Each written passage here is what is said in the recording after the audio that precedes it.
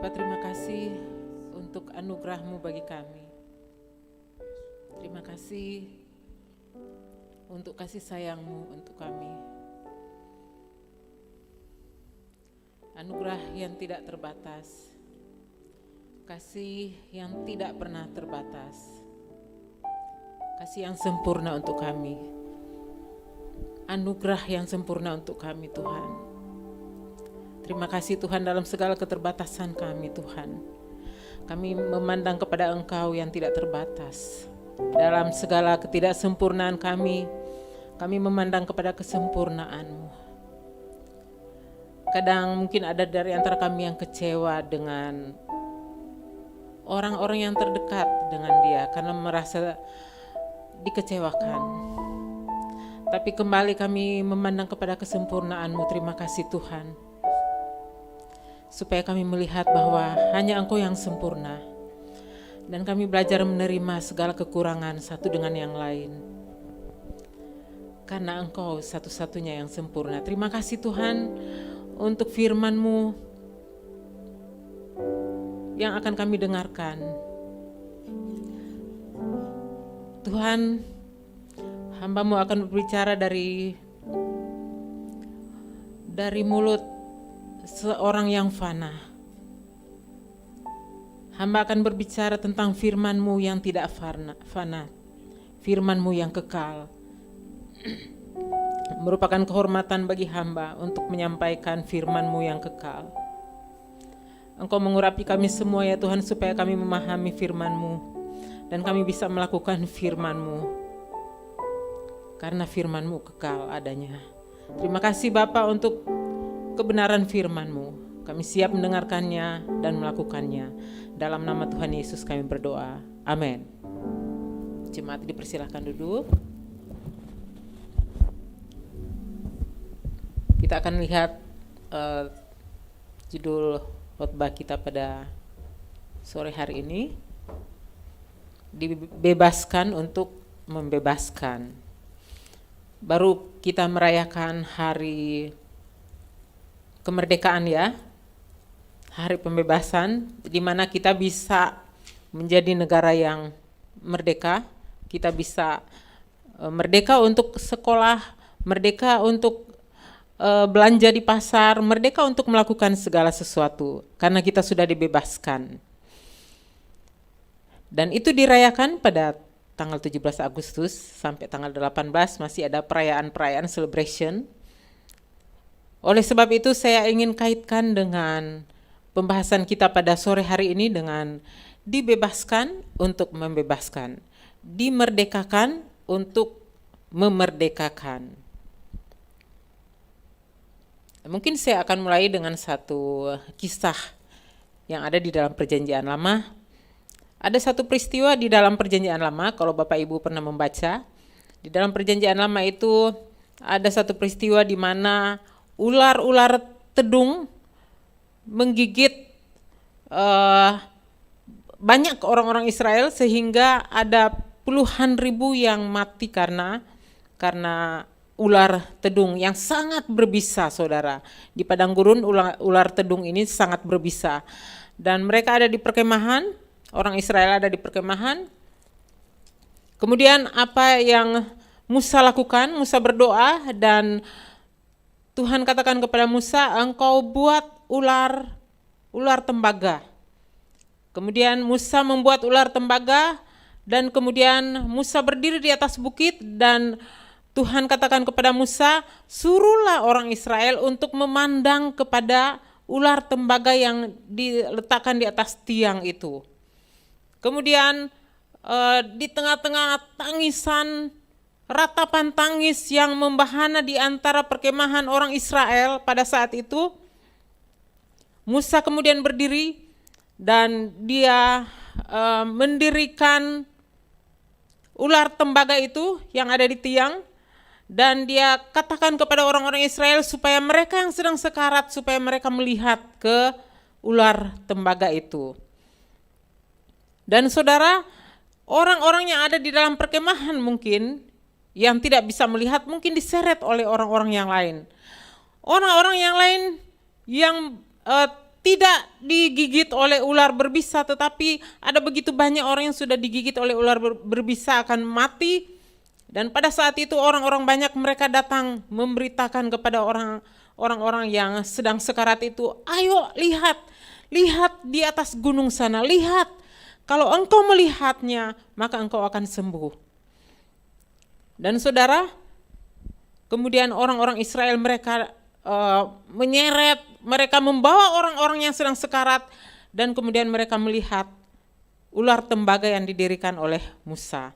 Pada waktu mereka melihat ular tembaga itu, pada saat itu mereka menerima kesembuhan. Orang-orang yang sudah orang kalau digigit ular ya, saya tidak pernah lihat secara langsung kecuali di video, badannya sudah membiru, mungkin sebentar lagi akan mati. Kalau sudah sampai di jantung, racunnya itu dengan cepat. Dan waktu mereka melihat ular tembaga itu, seketika itu juga, maka orang itu menjadi sembuh. Itu terjadi di dalam Alkitab, di dalam Perjanjian Lama, di dalam firman Tuhan kalau Bapak Ibu baca. Nah saudara, itu sebabnya banyak orang yang membawa teman-temannya supaya mereka bisa disembuhkan, membawa menyeret supaya mereka bisa melihat ke ular tembaga itu. Kalau mereka tidak tahu, maka pasti orang-orang itu akan mati di dalam perkemahan. Tetapi kalau ada orang-orang yang mengasihi teman-temannya, mereka akan bawa orang-orang itu supaya mereka bisa melihat. Sekali mereka melihat ke ular tembaga itu, sekali mereka melihat, dan mereka langsung menerima kesembuhan. Mujizat terjadi pada saat itu. Itu sebabnya orang-orang Israel pada saat itu mereka berhutang kalau mereka tidak memberitakan bahwa kamu bisa diselamatkan. Kamu bisa dapat kehidupan yang baru kalau kamu bisa melihat kepada ular tembaga yang didirikan oleh Musa di bukit. Makanya Musa harus berdiri di atas bukit supaya semua orang Israel di sekeliling perkemahan bisa melihat. Kalau dia bisa lihat saja, maka dia pasti akan menerima kesembuhan. Tapi kalau orang-orang yang sekarat itu tidak diberitahu tentang berita itu, maka kematian demi kematian akan terus terjadi di antara orang Israel. Jadi orang Israel pada waktu itu berhutang untuk memberitahukan kepada teman-teman mereka bahwa ada harapan bagi mereka yang digigit oleh ular tedung, yaitu harapan untuk kesembuhan. Orang-orang Israel pada saat itu merupakan ilustrasi buat kita semua. Ilustrasi buat kita semua bahwa Yesus Kristus yang di kayu salib itu, yang sudah mati di kayu salib itu adalah harapan untuk pemulihan, untuk kehidupan, untuk kesembuhan bagi banyak orang-orang yang sekarat. Asal mereka melihat saja kepada Yesus dan kemudian mereka percaya, maka mereka akan menerima kesembuhan dan kehidupan. Masalahnya, ada orang-orang mungkin yang sudah tahu kebenaran itu tetapi tidak memberitahukan. Kalau ada dari antara orang-orang Israel di perkemahan, orang Israel yang sudah tahu, yang Musa sudah beritahu kepada mereka supaya mereka beritahukan, supaya orang-orang yang sekarat melihat kepada ular tembaga itu, supaya mereka bisa disembuhkan, tetapi mereka tidak menyampaikannya sehingga banyak orang yang mati. Artinya apa? Orang-orang Israel yang lain, mereka berhutang nyawa kepada orang-orang yang mati karena digigit oleh ular.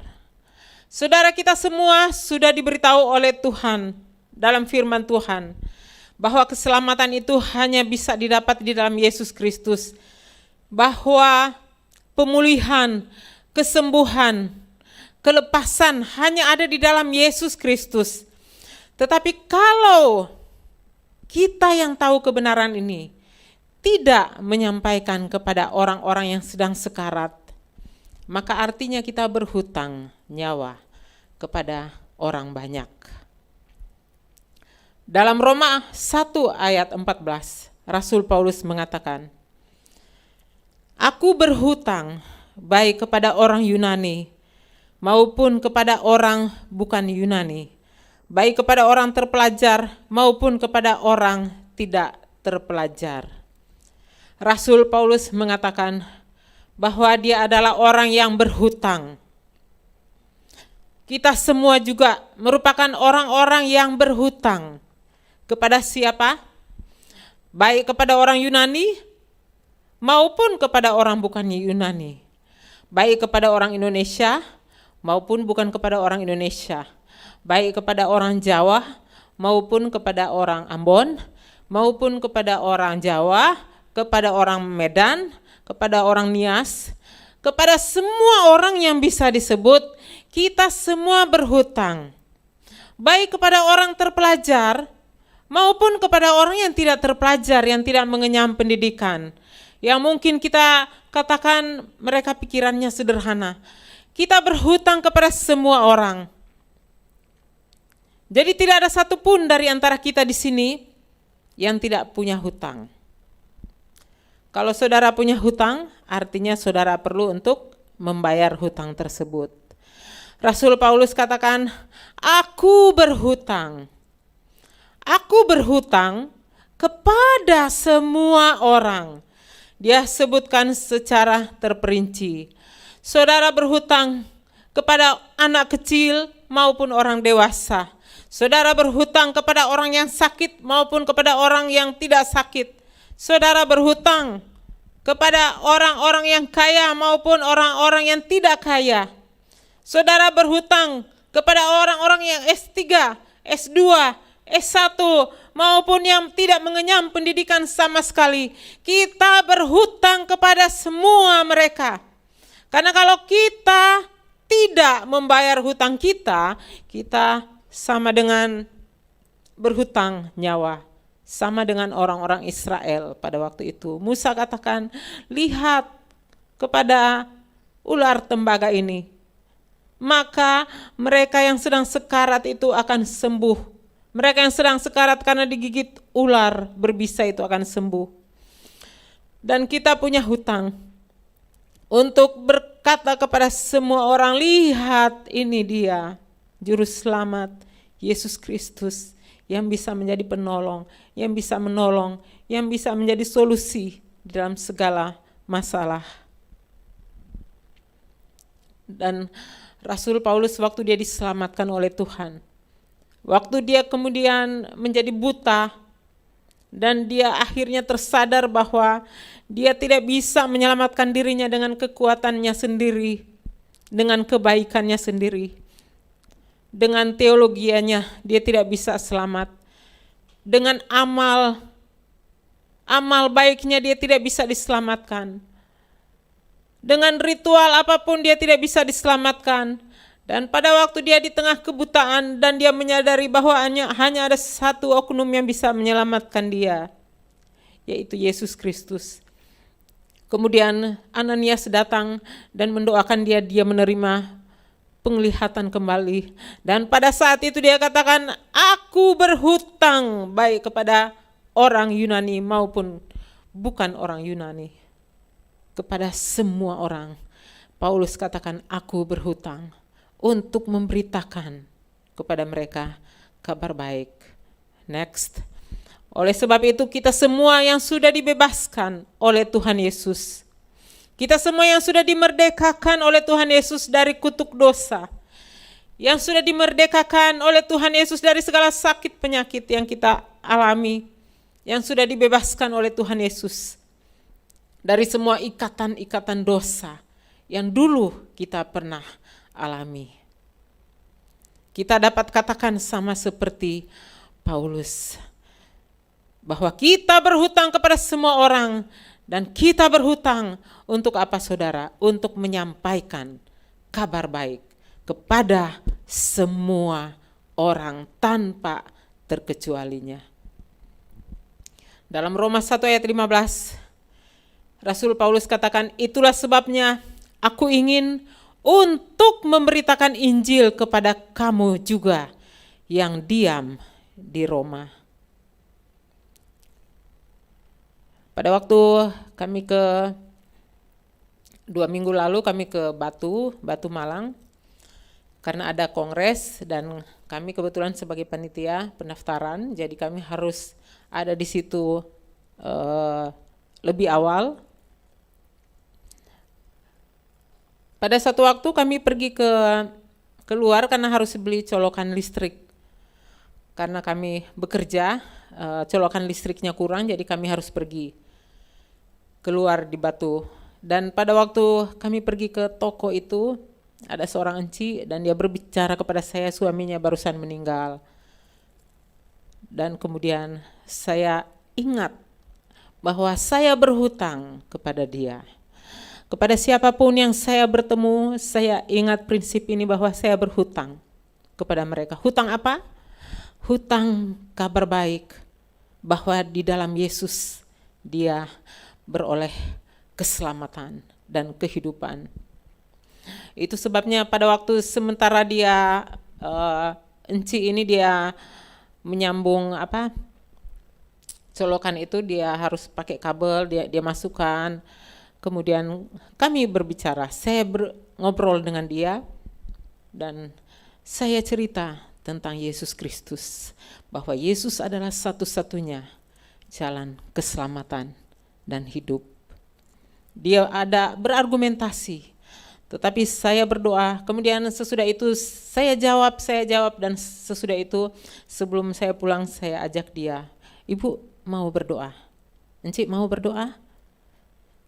Akhirnya dia katakan mau, dan saya berdoa bersama-sama dengan dia. Saya berhutang kepada siapapun yang saya temui untuk menyampaikan kabar baik, karena tidak kebetulan, saya katakan kepada enci itu, tidak kebetulan kami kekurangan colokan listrik, supaya saya bisa bertemu dengan enci dan saya bisa menyampaikan tentang Yesus yang akan memberikan kehidupan kekal kepada enci. Dan beberapa waktu yang lalu juga di Batu, waktu kami nginap di hotel itu ada seorang buruh yang selalu membersihkan kolam renang. Saya pagi-pagi saya jalan pagi, kemudian saya ingat prinsip ini, saya berhutang kabar baik. Saya mampir di kolam renang, ada 3 hari saya tiap pagi jalan, mampir di kolam renang, dan saya berbicara dengan cleaning service yang bertugas membersihkan kolam renang. Saya bicara tentang Yesus Kristus kepada dia. Dia bicara tentang mertuanya yang sedang sakit, dan saya bicara tentang Yesus Kristus kepadanya. Saya tanya hari pertama, apakah engkau mau menerima Yesus sebagai Tuhan dan Juru Selamat? Dia katakan dia keberatan. Hari kedua tidak apa-apa, saya datang lagi dan saya bicara. Dan kemudian hari ketiga saya ajak dia berdoa. Saya bilang, saya akan berdoa kepada Yesus sebagai Juru Selamat yang sanggup untuk menyelamatkan engkau. Kita berhutang untuk menyampaikan kabar baik, karena ada begitu banyak orang di luar sana yang belum tahu bahwa Yesus Kristus itu adalah Juru Selamat dalam kehidupan pribadi mereka.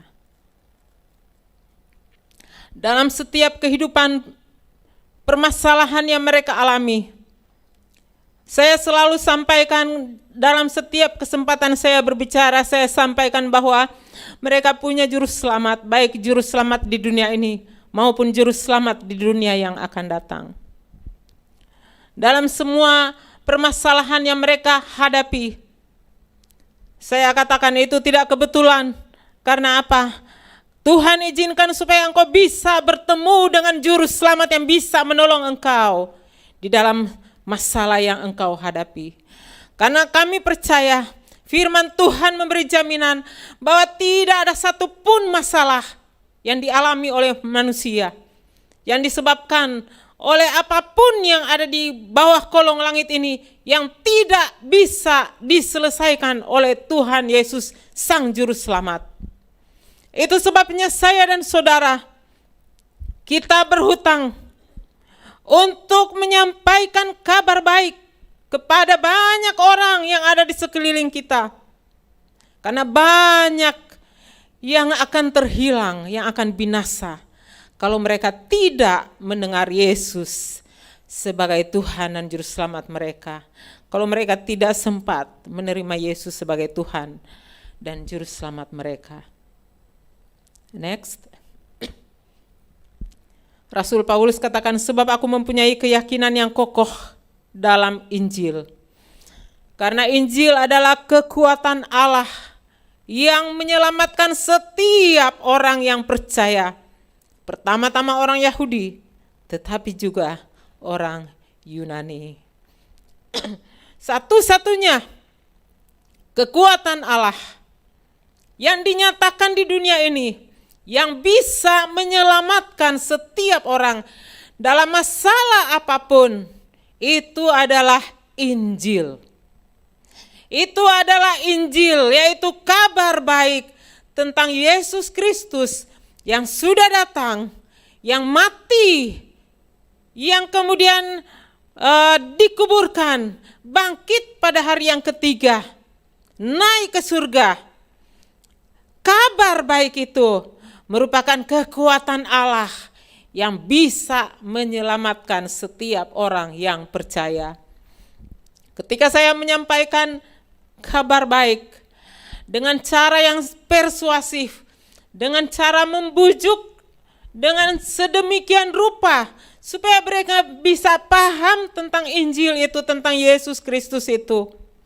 Ketika saya menyampaikan itu, ada yang menolak, ada yang mikir-mikir. Tetapi satu hal yang pasti, bahwa Injil yang saya beritakan itu adalah kekuatan Allah yang sanggup untuk menyelamatkan mereka. Itu sebabnya dalam setiap kesempatan saya berdoa, Tuhan, berikan aku keberanian untuk menyampaikan kabar baik. Karena di luar Yesus mereka terhilang. Di luar Yesus tidak ada keselamatan. Di luar Yesus mereka tidak bisa menemukan solusi. Di luar Yesus mereka tidak bisa menemukan kelepasan. Di luar Yesus mereka tidak bisa menemukan kehidupan yang kekal. Ayat 17, sebab di dalamnya, di dalam Injil itu nyata kebenaran Allah yang bertolak dari iman dan memimpin kepada iman, seperti ada tertulis, orang benar akan hidup oleh iman. Bapak Ibu Saudara yang terkasih, di luar sana banyak orang melakukan segala macam cara supaya mereka bisa diselamatkan. Mereka coba pergi ke tempat-tempat tertentu supaya mereka bisa selamat dan bisa diberkati. Mereka melakukan ritual tertentu supaya mereka bisa diberkati dan diselamatkan. Mereka melakukan berbagai macam amal, kebaikan-kebaikan tertentu supaya mereka bisa diselamatkan. Tapi firman Tuhan mengatakan,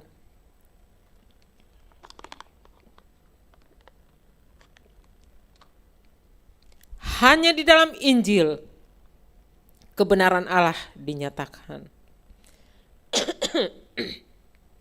Tidak ada kebenaran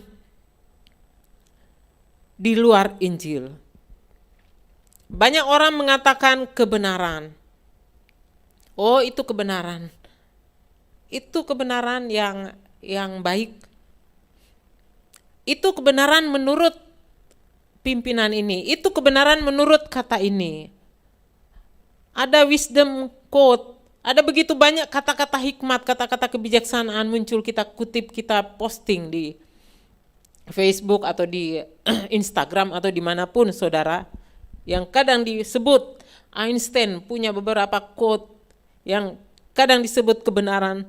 Tapi firman Tuhan katakan bahwa hanya di dalam Injil kebenaran Allah dinyatakan. Kalau Bapak Ibu mau tahu kebenaran yang sesungguhnya, kebenaran Allah itu hanya ada di dalam Injil. Dan kebenaran di dalam Injil itu adalah kebenaran Allah. Itu bertolak dari iman, memimpin kepada iman. Dan orang benar akan hidup oleh iman, artinya bukan karena amal kebaikan, bukan karena ritual, bukan karena melakukan hal-hal tertentu, tetapi oleh karena iman, percaya kepada Yesus Kristus. Sama dengan ketika orang-orang yang sudah sekarat, mungkin saudara bertanya, waktu saudara baca di Perjanjian Lama kisah di mana Musa mendirikan ular tembaga. Saudara bertanya-tanya, wah, ada magic apa ya di ular tembaga itu? Kok bisa hanya melihat langsung seketika itu sembuh? Hanya melihat orang yang akan tinggal satu kali napas mati langsung seketika sembuh. Itulah yang dikatakan oleh iman percaya. Hanya melihat dan dia percaya dengan perkataan Musa bahwa dengan melihat itu dia akan menerima kesembuhan. Demikian juga kita, hanya dengan melihat, memandang kepada Yesus Kristus dan kita percaya, maka pada saat itu dikatakan firman Tuhan, orang benar akan hidup oleh iman. Iman kita semua yang membuat kita harusnya sekarat semua. Kita seharusnya tidak memiliki kehidupan kekal, tetapi iman di dalam Yesus Kristus itu yang membuat seketika itu juga kita menerima kehidupan yang baru. Sampaikan kabar baik itu kepada orang-orang di sekeliling saudara. Karena ada begitu banyak orang yang tidak kenal Yesus. Mungkin itu orang-orang terdekat, mungkin kita bingung gimana caranya untuk menyampaikan kabar baik kepada mereka. Minta, berdoa kepada Tuhan, Tuhan tolong aku. Tuhan lakukan satu situasi khusus sehingga saya bisa bicara tentang Yesus kepada orang itu. Karena kita berhutang untuk menyampaikan kabar baik kepada banyak orang. Dalam Lukas 4 ayat 18-19, Tuhan Yesus katakan, Roh Tuhan ada padaku oleh sebab Ia telah mengurapi aku untuk menyampaikan kabar baik kepada orang-orang miskin. Kalau di dalam kitab Yesaya ditulis untuk menyampaikan kabar baik kepada orang-orang sengsara dan merawat orang-orang yang remuk hati. Dan Ia telah mengutus aku untuk memberitakan pembebasan kepada orang-orang tawanan dan penglihatan bagi orang-orang buta, untuk membebaskan orang-orang yang tertindas, untuk memberitakan tahun rahmat Tuhan telah datang. Saudara, itu tugas Tuhan Yesus, dan Tuhan Yesus juga memberikan tugas itu kepada saya dan saudara.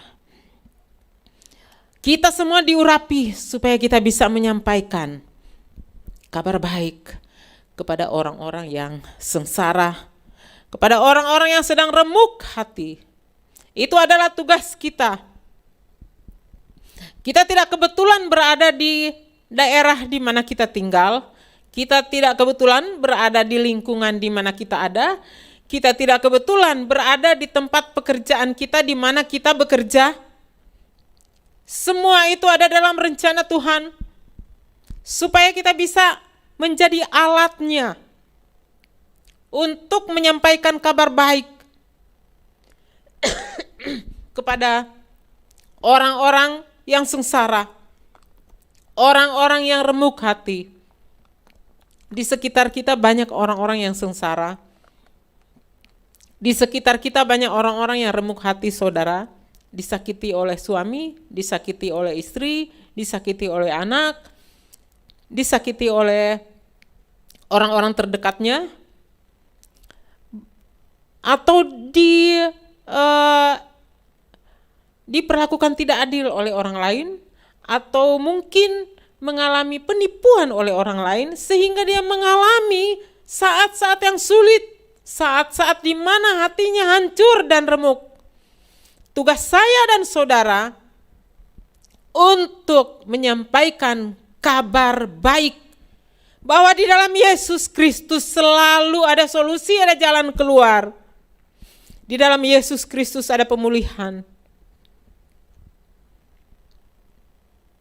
Kita diutus untuk memberitakan pembebasan kepada orang-orang yang terikat dengan berbagai macam ikatan. Saudara mungkin melihat orang-orang di sekitar saudara ada yang terikat oleh hal-hal tertentu. Saudara diutus untuk membebaskan mereka. Untuk memberi penglihatan bagi orang-orang buta, membebaskan orang tertindas. Memberitahukan tahun rahmat Tuhan telah datang. Saudara, ketika saudara pergi memberitakan Injil, selalu ada mujizat. Kalau saudara tidak pergi, tidak ada mujizat. Mau lihat mujizat? Beritakan Injil. Sampaikan kabar baik. Mau lihat mujizat? Berdoa bagi orang sakit.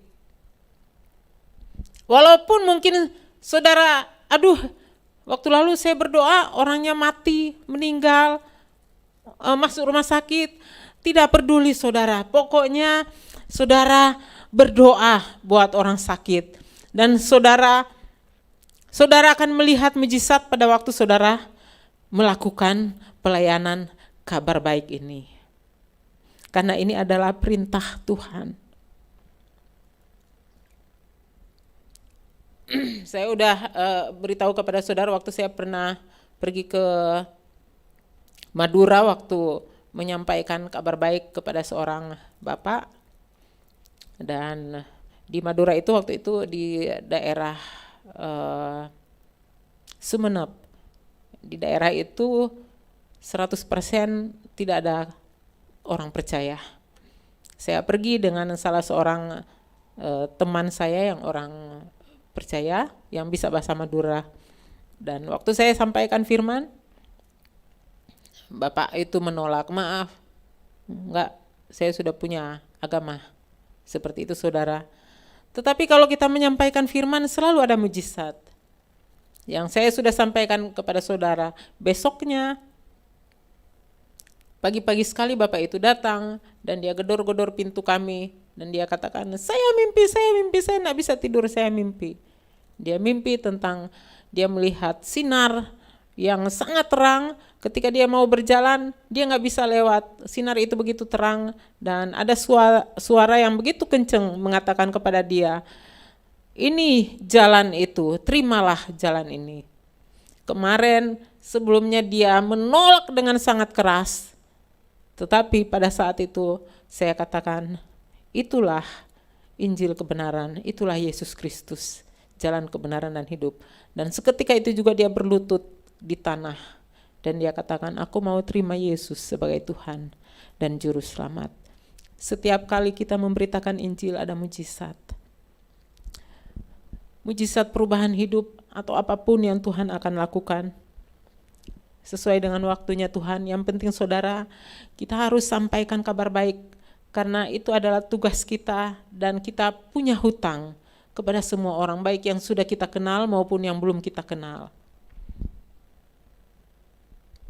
Next.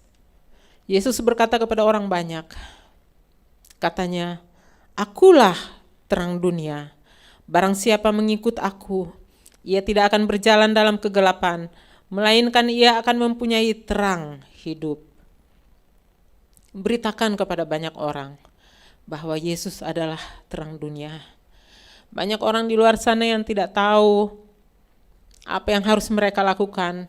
Yang seperti orang buta berjalan di dalam kegelapan, tidak tahu apa yang harus mereka ambil, keputusan apa yang harus mereka lakukan. Saudara dan saya berhutang untuk menyampaikan kepada mereka bahwa Yesus adalah terang dunia. Ketika mereka percaya kepada Yesus, mereka tidak akan berjalan lagi dalam kegelapan, melainkan mereka akan berjalan di dalam terang. Mereka akan mempunyai terang hidup. Next. Kita harus sampaikan, kita berhutang untuk menyampaikan kabar baik. Dan yang berikut, kita berhutang untuk memberikan warning tentang dosa terbesar. Ada orang katakan, apa itu dosa terbesar? Ada yang katakan, oh dosa terbesar itu membunuh. Ada yang katakan, bukan, dosa terbesar itu berzina. Ada yang katakan, oh bukan, dosa terbesar itu adalah merampok. Dan segala macam, mungkin bisa diberitahu kepada saya macam-macam jawaban. Tetapi kita akan lihat di sini apa dosa terbesar. Kata orang-orang Farisi kepada Yesus, engkau bersaksi tentang dirimu, kesaksianmu tidak benar. Ketika Yesus berkata bahwa dia adalah terang dunia, orang-orang Farisi menolak. Mereka katakan, kami enggak percaya. Siapa bilang engkau terang dunia? Enggak lah, kami enggak akan percaya. Dalam ayat 13, engkau bersaksi tentang dirimu. Mereka katakan kesaksianmu tidak benar. Orang-orang Farisi menolak kesaksian Yesus Kristus bahwa dia adalah terang dunia. Lalu Yesus berkata kepada mereka, kamu berasal dari bawah, aku dari atas. Kamu dari dunia ini, aku bukan dari dunia ini. Yesus mengatakan bahwa dia berasal dari sorga. Ayat 24, aku berkata kepadamu, kata Yesus, bahwa kamu akan mati dalam dosamu. Sebab jikalau kamu tidak percaya bahwa akulah dia, kamu akan mati dalam dosamu. Jadi saudara lihat bahwa dosa terbesar yang ada di dunia ini, yang begitu banyak menghinggapi banyak orang, itu adalah dosa ketidakpercayaan. Tidak percaya bahwa Yesus adalah juru selamat dan Tuhan. Itu adalah dosa terbesar. Yesus katakan bahwa kamu akan mati dalam dosamu, sebab jikalau kamu tidak percaya bahwa akulah dia, kamu akan mati dalam dosamu. Jadi saudara, mungkin saudara akan bertemu dengan banyak orang baik di sekeliling saudara. Orang-orang yang sepertinya tidak punya cacat celah dalam karakter dia dan di dalam kehidupannya. Tetapi ada satu kabar yang menjadi satu warning bagi kita semua. Bahwa kalau mereka tidak percaya bahwa Yesus adalah Tuhan dan Juru Selamat, Yesus katakan bahwa mereka akan mati dalam dosa mereka. Itu sebabnya kita berhutang untuk memberitahu, untuk memberi warning kepada banyak orang tentang dosa terbesar. Pada waktu saya berbicara dengan Enci yang ada di Batu, waktu beli colokan listrik, saya katakan kepada Enci itu, dia katakan, saya sudah berbuat kebaikan. Banyak orang yang utang kepada saya, utangnya banyak, dia tunjukkan kepada saya banyak sekali utang-utang yang gak dibayar oleh pelanggannya. Wah, mereka ini yang pasti nak masuk surga katanya. Saya bilang, iya, nak akan masuk surga. Tapi saya bilang kepada Enci itu juga, bahwa di luar Tuhan Yesus, dia tidak bisa masuk ke surga juga. Karena dia adalah satu-satunya jalan keselamatan. Saya katakan, di bawah kolong langit ini tidak ada nama lain yang olehnya Enci bisa masuk ke surga selain Yesus Kristus. Dan saya katakan bahwa waktu kami datang ke Batu, kami ikutin arahan dari Google, kami salah masuk jalan, jadi masuknya lewat Pacet. Itu jalannya ekstrim banget, serem banget saudara. Dan saya bilang kepada Enci, tapi kalau ada orang dari Batu yang tuntun kami bisa nyampe cepat di Batu. Demikian juga Yesus Kristus. Saya katakan kepada Enci, Yesus Kristus berasal dari sorga dan dia yang tahu jalan ke surga. Jadi dia datang dan dia satu-satunya yang bisa antar sampai ke surga. Itu yang saya beritahu kepada si Enci. Dan saya katakan, kalau Enci tidak percaya, maka tidak ada kehidupan, tidak ada surga. Firman Tuhan katakan, jika kamu tidak percaya bahwa Yesus adalah Dia juru selamat, Tuhan, maka mereka akan mati di dalam dosa mereka. Itulah sebabnya tugas kita adalah mendoakan saudara-saudara kita yang terdekat dengan kita. Mungkin itu famili kita, atau mungkin anak kita, atau mungkin orang-orang lain yang kita kasihi, yang belum terima Yesus, yang belum percaya kepada Yesus sebagai Tuhan dan Juru Selamat. Berdoalah dengan sungguh-sungguh, minta Tuhan, selamatkan jiwanya. Beri kesempatan kepada aku Tuhan, untuk bisa menyampaikan kabar baik itu kepada orang tersebut. Next. Bebaskan orang-orang. Hutang kita adalah membebaskan orang-orang. Pergilah dan beritakanlah kerajaan surga sudah dekat. Sembuhkanlah orang sakit, bangkitkanlah orang mati, tahirkanlah orang kusta, usirlah setan-setan. Kamu telah memperolehnya dengan cuma-cuma, karena itu berikanlah pula dengan cuma-cuma. Bukan saya yang katakan, bukan Ibu Ola yang katakan, bukan siapapun yang katakan, tapi firman Tuhan yang katakan. Pergi, beritakan Injil, sembuhkan orang sakit. Bukan perintah saya loh. Kalau Tuhan yang beri perintah, artinya Dia yang akan memberi otoritas kepada kita.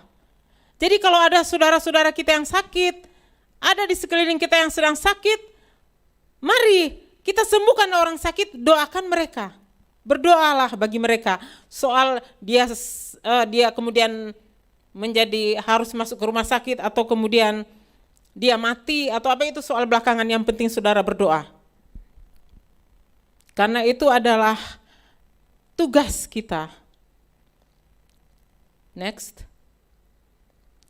Dan yang berikutnya, ketika kita melakukan bagian kita, kita menyampaikan kabar baik, kita memberikan warning tentang dosa terbesar, kita membebaskan orang-orang, maka kita akan disertai oleh tanda-tanda ajaib. Dalam Markus 16 ayat 15 sampai 20. Lalu Ia berkata kepada mereka, pergilah ke seluruh dunia, beritakanlah Injil kepada segala makhluk. Siapa yang percaya dan dibaptis akan diselamatkan, tapi siapa yang tidak percaya akan dihukum. Tanda-tanda ini akan menyertai orang-orang percaya. Mereka akan mengusir setan-setan demi namaku, mereka akan berbicara dalam bahasa-bahasa yang baru bagi mereka. Next. Mereka akan memegang ular, dan sekalipun mereka minum racun maut, mereka tidak akan mendapat celaka. Mereka akan meletakkan tangannya atas orang sakit, dan orang itu akan sembuh. Sesudah Tuhan Yesus berbicara demikian kepada mereka, terangkatlah Ia ke surga, duduk di sebelah kanan Allah. Lalu mereka pergi memberitakan Injil kepada segala penjuru. Tuhan turut bekerja dan meneguhkan firman itu dengan tanda-tanda yang menyertainya.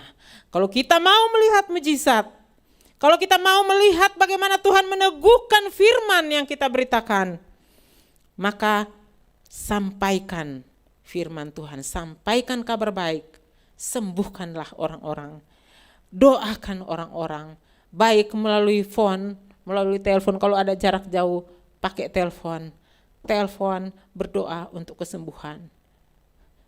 Lakukan itu bukan karena saya, lakukan itu karena apa? Tuhan Yesus yang berbicara demikian, dan itu adalah kehendaknya bagi kita. Kita berhutang kepada orang banyak. Jangan simpan berkat itu bagi kita sendiri, jangan simpan kehidupan kekal itu bagi kita sendiri. Mari kita sampaikan kabar baik itu kepada banyak orang. Karena di dalam Yesus selalu ya dan amin. Saya tidak pernah melihat ketika saya berdoa dan Tuhan menolak saya. Tuhan membebaskan saya karena saya dan saudara berharga, mulia di mata Tuhan. Tidak ada satupun yang ditolak oleh Tuhan. Mungkin saudara pergi kepada orang tua atau kepada pimpinan atau kepada orang lain di perusahaan saudara. Mungkin saudara mengajukan permohonan dan saudara ditolak. Tetapi saya mau beritahukan kabar baik, bahwa ketika saudara datang kepada Yesus, saudara meminta kepada Yesus, saudara mengajukan masalah saudara kepada Yesus, meminta pertolongan Tuhan Yesus, saudara tidak akan pernah ditolak. Karena di dalam Yesus selalu ada ya dan amin. Saudara adalah orang-orang yang sangat beruntung yang sudah dimerdekakan oleh Yesus Kristus. Marilah kita membagikan kemerdekaan kita itu kepada banyak orang supaya mereka menerima kehidupan yang kekal, menerima kesembuhan, menerima pembebasan, menerima solusi, menerima jalan keluar, menerima kelegaan, menerima pemulihan di dalam seluruh kehidupan mereka. Kita akan berdoa. Saya undang para pemain musik untuk kembali ke sini dan kita akan berdoa. Haleluya, haleluya Yesus. Kita akan nyanyikan pujian, Yesusku penyelamatku, tiada yang seperti Engkau. Mari kita memandang kepada Yesus, apa masalah yang sedang saudara alami saat ini. Pandanglah kepada Yesus. Tidak usah ekspektasi terlalu tinggi terhadap orang tua saudara. Mungkin saudara kecewa. Kepada suami saudara, saudara mungkin kecewa. Demikian juga suami, tidak usah terlalu taruh ekspektasi yang terlalu tinggi kepada istri, saudara mungkin akan kecewa karena tidak sempurna. Taruhlah ekspektasi saudara, pengharapan saudara kepada Yesus yang sempurna, Yesus yang hebat, yang akan menjawab semua doa saudara tanpa terkecuali. Yesusku penyelamatku, nyatakan dengan iman, responi firman Tuhan dengan iman. Yesusku penyelamatku,